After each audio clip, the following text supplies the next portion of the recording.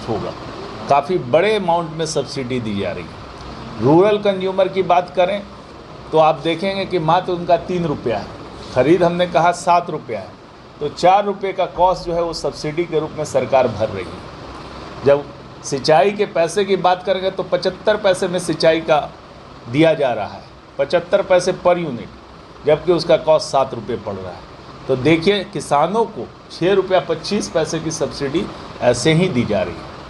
और सब राज्यों में जो व्यवस्था होती है उसमें होता है कि रूरल कंज्यूमर का थोड़ा कम कर देते हैं, लेकिन ऊपर वाले कंज्यूमर हैं उनकी बिजली महंगी हो जाती है।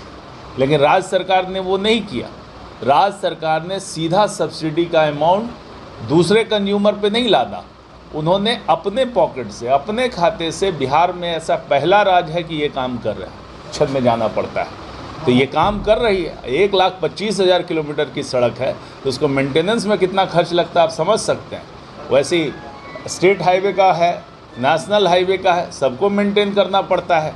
तो इसके लिए सरकार पैसे की व्यवस्था कर रही है और कर करके वो काम प्रायोरिटी में जहाँ जहाँ पे है उसको करवा रही है। तो आप देख रहे हैं कि बिहार की जो सड़कें हैं, आज यूपी का देख लीजिए, चाहे बगल के राज्यों का देख लीजिए या अन्य राज्यों का भी देख लीजिए, हम यूपी का एग्जाम्पल नहीं लेते हैं, सब राज्यों का देख लिए, पड़ोसी राज्यों में, मैं आपको दावे के साथ कह सकता हूँ कि बिहार की सड़कें उनसे बेहतर मेंटेन्ड हैं। सर, वक्फ बोर्ड बिल पे अभी तक BA, BCom, BSc, MA, MCom करें विश्व की सबसे बड़ी यूनिवर्सिटी इग्नू से। सॉल्व असाइनमेंट्स और गाइड बुक्स प्राप्त करें। संपर्क करें Mahakal computers, DAV PG college के पास, पंच मंदिरा मोड़ से दाहिने, सिवान। आम से लेकर खास लोगों के लिए खुशखबरी। अगर आप भी अपने सपनों का महल बनाना चाहते हैं तो माँ विंध्यवासिनी प्रॉपर्टी दे रहा है ये सुनहरा मौका। गोरखपुर स्टेशन से महज 5 किलोमीटर की दूरी पर, गोरखपुर एयरपोर्ट से 4 किलोमीटर की दूरी पर, कुसुमी बाजार, गायत्री नगर छावनी स्टेशन से 1 किलोमीटर की दूरी पर, पादरी बाजार निकट मोहनापुर पादरी बाजार, दहला जंगल, छत्रधारी टोला निकट करम ITI के पास तथा अन्य जगहों पर आवासीय जमीन उपलब्ध है। आवासीय प्लॉट एवं घर मकान लेने हेतु संपर्क करें। माँ Vindhyavasini property, Gorakhpur CM city. हमारे यहाँ 70% तक बैंक लोन की सुविधा भी उपलब्ध है। अब गंजेपन से छुटकारा पाना चाहते हैं तो चले आए सिवान में खुल गया है AS हेयर फिक्सिंग, जहां सिर्फ 2 घंटे में गंजेपन से मिलेगा छुटकारा और दिखने लगेंगे स्मार्ट। हमारा पता है चर्म रोग डॉक्टर अबूजर हुसैन के क्लिनिक के ऊपर, सिसवन ढाला के नजदीक, सिवान। मोबाइल नंबर है 7091777959। नमस्कार, आप देख रहे हैं ATN लाइव और मैं हूं चंदन। JDU के राष्ट्रीय नेता और पूर्व IAS मनीष वर्मा सिवान 2 दिवसीय दौरे पर पहुंचे थे। पहले तो उन्होंने कार्यकर्ताओं के साथ बैठक की और सरकार के द्वारा जो कार्य हो रहे हैं उसके बारे में चर्चा की। साथ ही साथ उन्होंने आगे किस तरीके से बिहार को विकास की राह पर लेकर के चला जाए कि ज़्यादा से ज़्यादा विकास हो बिहार के तमाम जिलों में, उस पर भी उन्होंने चर्चा की। और उसके बाद दूसरे दिन आप देख सकते हैं तस्वीरों में सिवान की सांसद विजय लक्ष्मी कुशवाहा, पूर्व विधायक हेम नारायण शाह, पूर्व विधायक रमेश सिंह कुशवाहा, जिलाध्यक्ष JDU के चंद्रकेतु सिंह और तमाम कार्यकर्ताओं और नेताओं के साथ मिलकर एक प्रेस वार्ता का आयोजन किया। और उसमें उन्होंने जिस तरीके से स्मार्ट मीटर को लेकर के तरह तरह की बातों की चर्चा हो रही है कि बिल ज़्यादा आता है, पहले की अपेक्षा जो मीटर था उस मीटर से ज़्यादा बिल इस स्मार्ट मीटर से आता है। और भी बहुत सारी चीज़ों को लेकर के इन्होंने कहा कि नीतीश कुमार के द्वारा जो विकास के कार्य किए गए हैं वो आने वाले समय में विपक्ष कितना ही चिल्लाते रह जाए लेकिन वो नहीं कर सकता। और सीधे आइए हम ले चलते हैं मनीष वर्मा जो कि राष्ट्रीय नेता है JDU के, उनके प्रेस कॉन्फ्रेंस में, और सुनते हैं कि आखिरकार उन्होंने इस प्रेस कॉन्फ्रेंस में क्या कुछ कहा। ATN लाइव के लिए प्रभात तिवारी के साथ चंदन कुमार, सिवान।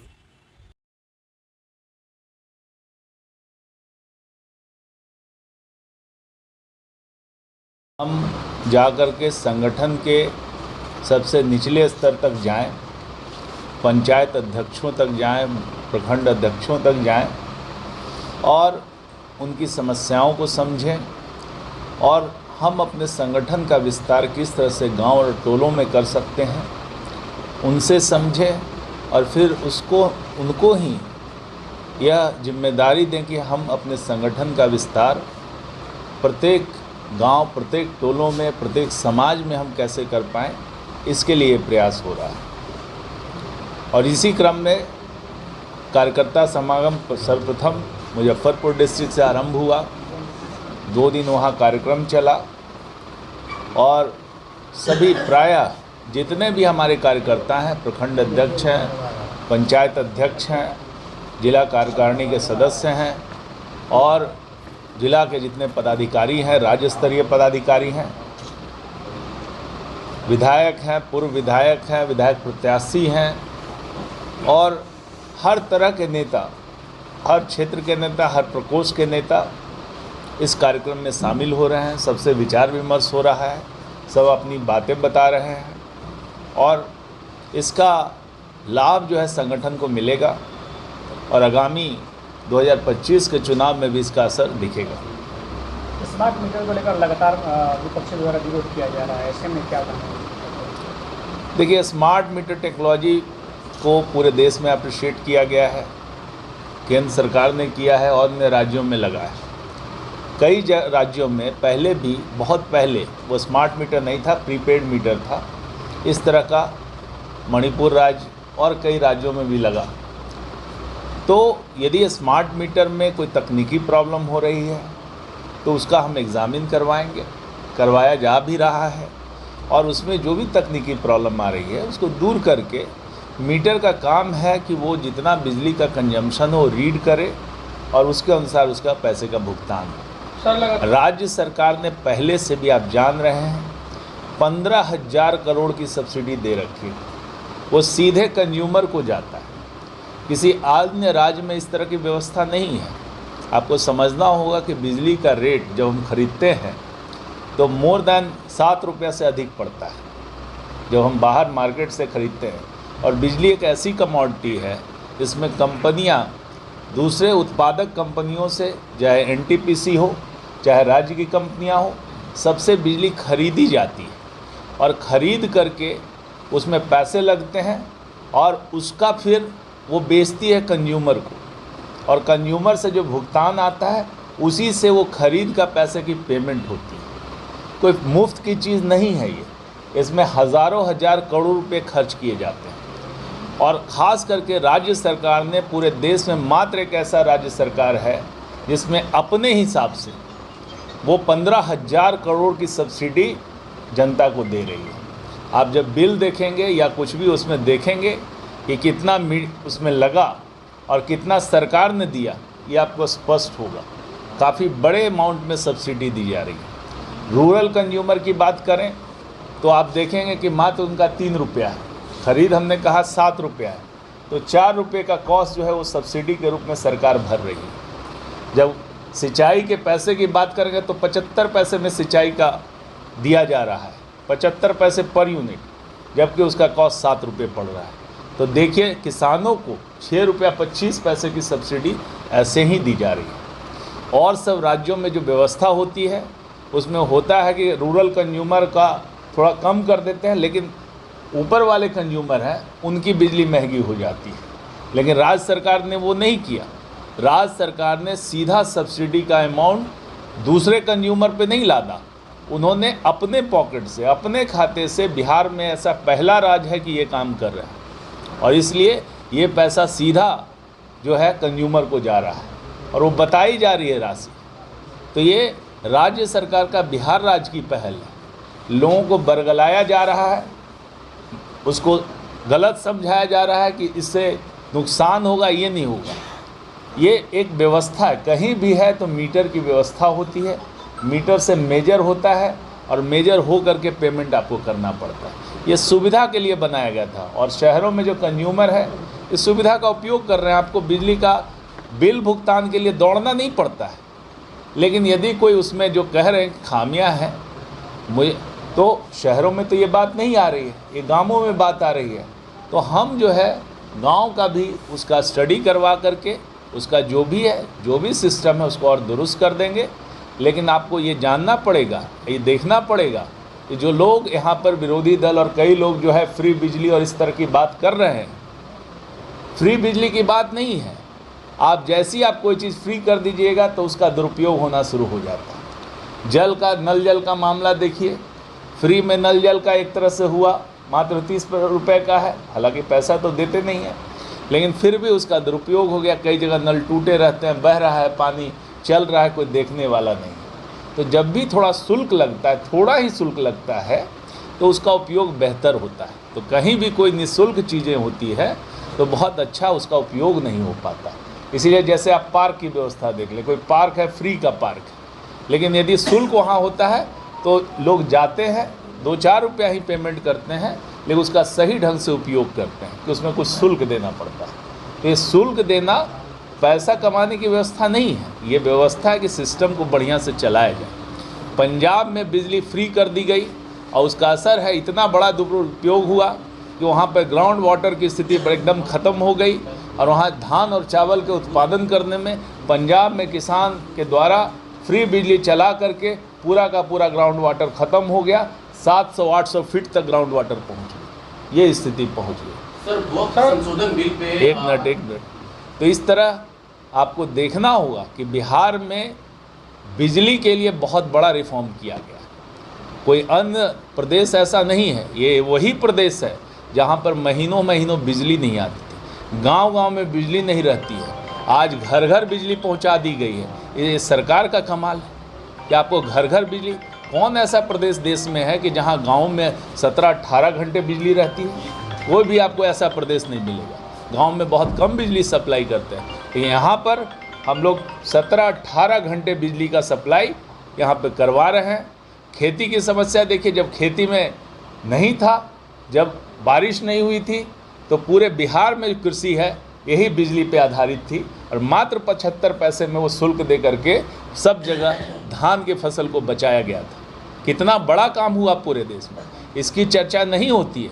75 पैसे शुल्क लग रहा है और हल्ला उड़ाया जाता है, ऐसे मिथ्या प्रचार किया जाता है कि और जगहों पे बिजली सस्ती है। अब बंगाल से कंपेयर कर लीजिए, उत्तर प्रदेश से कंपेयर कर लीजिए, आसपास के राज्यों से कंपेयर कर लीजिए, सबसे बिजली सस्ती बिहार में है। सर सवाल यह है कि लगातार आपकी पार्टी 17 साल से सत्ता में है, लेकिन पार्टी आज तक धारदार इस संगठन को लेकर मजबूती नहीं मिल पाता, आखिर वजह क्या है?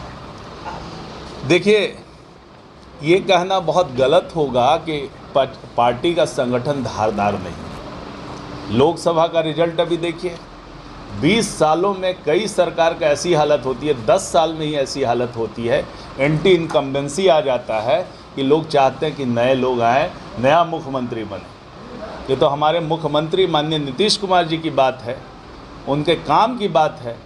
इतना बढ़िया उन्होंने बिहार में काम किया है, बिहार कहाँ था और कहाँ लेके आए हैं, ये काम उन्होंने किया है। जनता के बीच में उनका कितना पॉजिटिव इमेज है।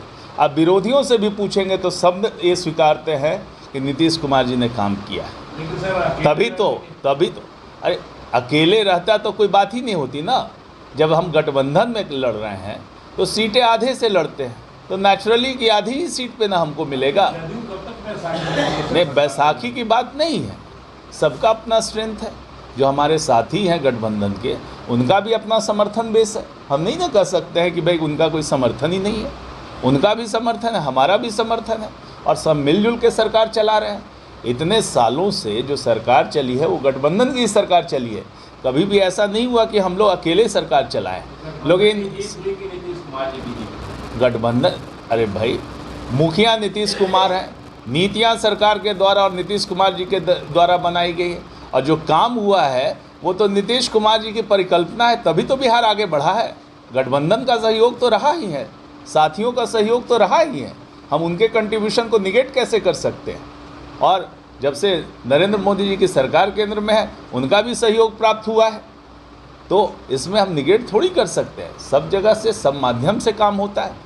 केंद्र का सहयोग यदि नहीं रहेगा तो थोड़ी होगा कि भाई कि हम राज्य कितना कर पाएगा, तो उनका भी सहयोग प्राप्त होता है।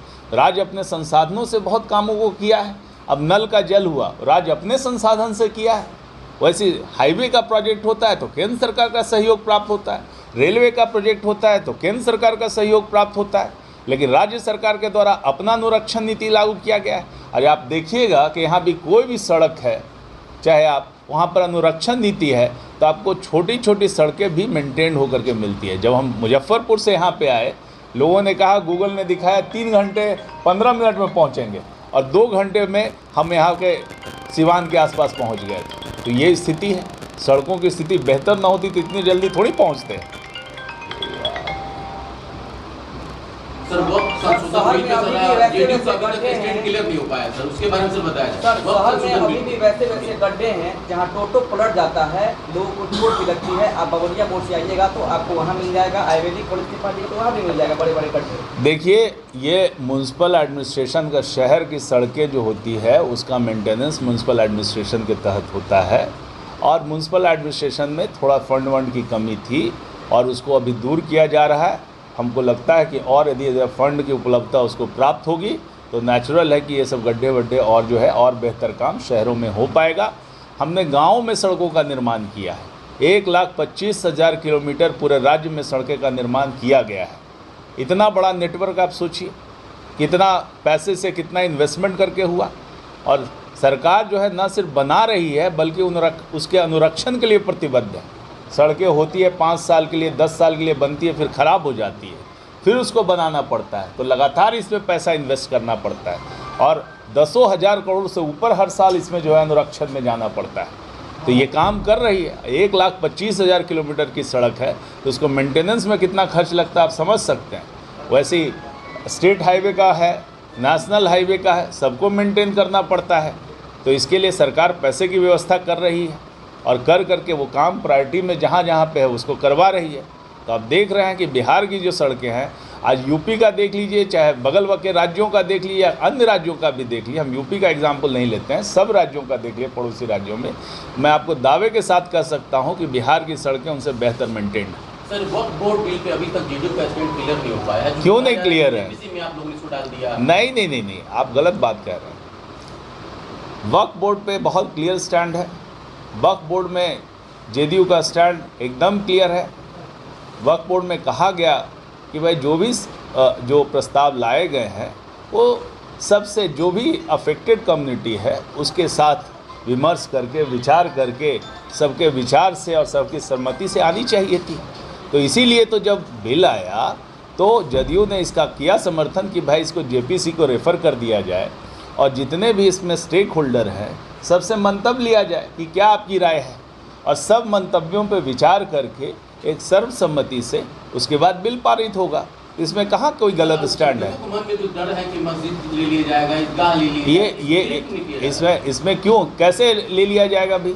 ये तो कहीं नहीं है। नहीं, ये कभी नहीं है, कहीं नहीं है कि अल्पसंख्यकों से मस्जिद लिया जाएगा। ये तो भ्रामक प्रचार विपक्ष के द्वारा फैलाया जाता है ताकि उनके मन में आशंका पैदा हो।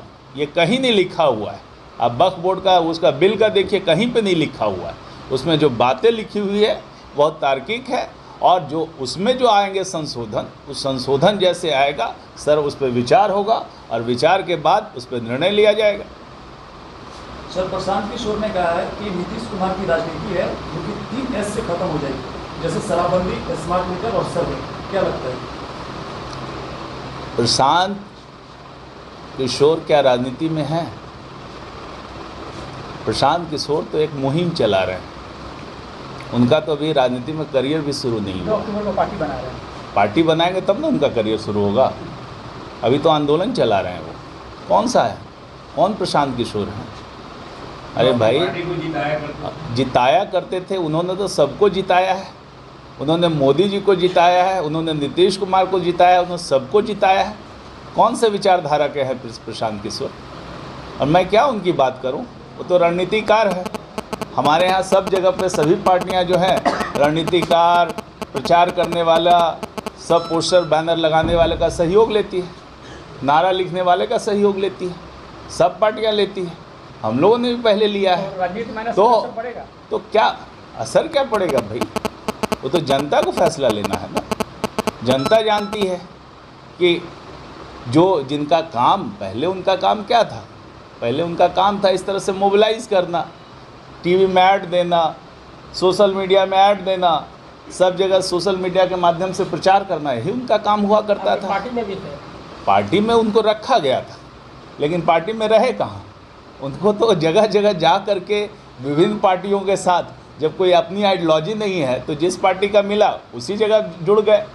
और जहाँ जहाँ पार्टियाँ जीतने वाली थी उनके साथ चिपक गए और चिपक करके भाई अपना नाम कमा लिया। अब मोदी जी कहेंगे चाय पे चर्चा के कारण मोदी जी की जीत हुई, तो हास्यास्पद बात भी है ना। अरे मोदी जी इतने दिनों से मुख्यमंत्री थे, प्रधानमंत्री के दावेदार हुए, जनता बदलाव चाहती थी, तो उसमें मोदी जी की जीत हुई। लेकिन प्रशांत किशोर कहते हैं कि हमने उनको जिताया। नीतीश कुमार जी 2 बार से मुख्यमंत्री रहे, 2010 में भारी जीत मिली थी और उसके बाद वो मुख्यमंत्री थे, इतने पॉपुलर थे कि आज भी है मुख्यमंत्री, और तब उन्होंने कहा कि हमने कंधा लगा के जिताया है। क्या बात है इसमें? तो उन पर क्या चर्चा करें भाई? चर्चा के लायक रहेंगे तब तो करेंगे चर्चा। एक बहुत बड़ा सवाल, स्मार्ट मीटर पर आपने सरकार की बातों को कितने बेहतरीन ढंग से रखा है, लेकिन जिस राज्य में स्मार्ट मीटर प्रीपेड मीटर पर घोटाला हो और IAS अधिकारियों पर कार्रवाई हो रही है, उस पर जनता कैसे विश्वास करे उस मीटर? अभी कोई ऐसी बात नहीं है कि इसमें घोटाला हुआ है, कहीं से प्रूव हुआ है क्या? कहाँ कोर्ट में प्रूव हुआ है? कहाँ किसी ने कहा है कि भाई घोटाला हो गया है? अरे भाई, ये तो जो अधिकारी हैं उनकी प्रॉपर्टी मिली है, कोई ज़रूरी है कि स्मार्ट मीटर से ही हुआ है घोटाला? अरे इस तरह से आपने निष्कर्ष निकाल लिया कि घोटाला हो गया। अरे घोटाले का तो देखना ना पड़ेगा, क्या घोटाले का प्रारूप है? कोई बात हुई है घोटाले का, बताइए क्या घोटाला हुआ है? लेकिन ऐसी कोई बात उछाल करके मीडिया में और इसको चलाने से, बार बार झूठ बोलने से थोड़ी वो सत्य हो जाता है। कोई बात ऐसे सत्य नहीं हो जाती है। सर, कांग्रेस राज्य ने इसको मुद्दा बना लिया, बड़ा मुद्दा बनाया है। मुद्दा बनाने के लिए कुछ भी मुद्दा बनाए। बिजली उन्होंने, कांग्रेस के राज था 60-70 सालों तक, क्या उन्होंने बिजली बिहार को दी थी? क्या उन्होंने किया? बिहार में कुछ गांव में, आप ही उस युग को जानते हैं, 700 मेगावाट का बिजली का सप्लाई हुआ करता था। कांग्रेस राज्य में क्या हुआ था? बिहार की जनता को क्या मिला था? अब बताइए। जब लालू जी का राज था 15 साल में, क्या मिला था उस समय? बिजली की बात करने के वो हकदार हैं। पहले तो बता दें कि आपने बिजली दी थी। जब आपके राज्य में दिन भर, महीने भर बिजली नहीं आती थी, तब कहाँ थे आप? आपके पिताजी, आपके माताजी सब लोग थे सरकार में, कहाँ थे आप? कहाँ बिजली दी थी? अब जब बिजली सबको मिल रही है 24 घंटे, तो उसी बिजली का उपयोग करके और उसी तरह से आप सिर्फ भाषण दे रहे हैं कि भाई मीटर का ज़्यादा पैसा लग रहा है। अरे भाई, आप तो कुछ करने लायक है नहीं, आपने तो कुछ किया नहीं, आपकी सरकार ने कुछ नहीं किया, और अब कहने लगे हैं कि बिजली की स्थिति का से ये मीटर में ज़्यादा कॉस्ट आ रहा है, ये आ रहा है। जनता को सिर्फ भड़काने का काम करते हैं, कुछ कंस्ट्रक्टिव करने का काम उन्होंने कभी नहीं किया। बिहार को पूरा बर्बाद करने का काम किया है और बिहार में जंगल राज लाने का काम उन्होंने किया है। वो क्या बात करेंगे किसी मुद्दे पे? एम्स नई दिल्ली व सफदरजंग नई दिल्ली के सीनियर डॉक्टर अब आपके शहर सिवान में। डॉक्टर उमेश, नवजात एवं शिशु रोग विशेषज्ञ, चिकित्सा पदाधिकारी, सदर हॉस्पिटल सिवान। डॉक्टर उमेश जो आपके बच्चों का कर रहे कुशल व बेहतरीन इलाज। सुशीला देवी हॉस्पिटल, डॉक्टर उर्मिला अखौरी के सामने, hospital road Siwan. Mobile number 9199720654 और 7250722154। बिहार का सबसे बड़ा institute RCH group of institution, Barhariya road, Tribheriya, Siwan. हमारे यहाँ BBA, BCA, ANM, GNM course कराया जाता है। Facility to available, student loan affiliated to Aryabhatta university, fully wifi campus, proficient faculty, one of the best campus in Bihar. Guaranteed placement. Contact करें 06154245710 7903055622। अब सिवान के Sameer sunrise hospital में doctor Mohammad Muzammil general and laparoscopic surgery एवं urologist द्वारा किया जा रहा बेहतर इलाज। प्रत्येक शुक्रवार को OPD बिल्कुल फ्री। याद रखें, advance laparoscopic surgeon doctor Mohammad Muzammil, Sameer sunrise hospital, centre point, Bindusar road, near doctor Saroj Singh के बगल में, सिवान। कॉल करें 7042061504 8271776199 पर। पेट, छाती, मधुमेह एवं हृदय रोग का कराना हो बेहतर इलाज तो आज ही चले डॉक्टर B कुमार फिजिशियन, शांति हॉस्पिटल, बढ़हरिया स्टैंड से 100 मीटर उत्तर, चकिया रोड, यदुवंशी नगर, सिवान। शांति हॉस्पिटल में ICU, ECG, monitor, nebuliser, infusion pump, oxygen की व्यवस्था। डॉक्टर B कुमार 24 घंटा इमरजेंसी सेवा उपलब्ध। चकिया रोड, सिवान। कॉल करें 87573096 80 9162673618।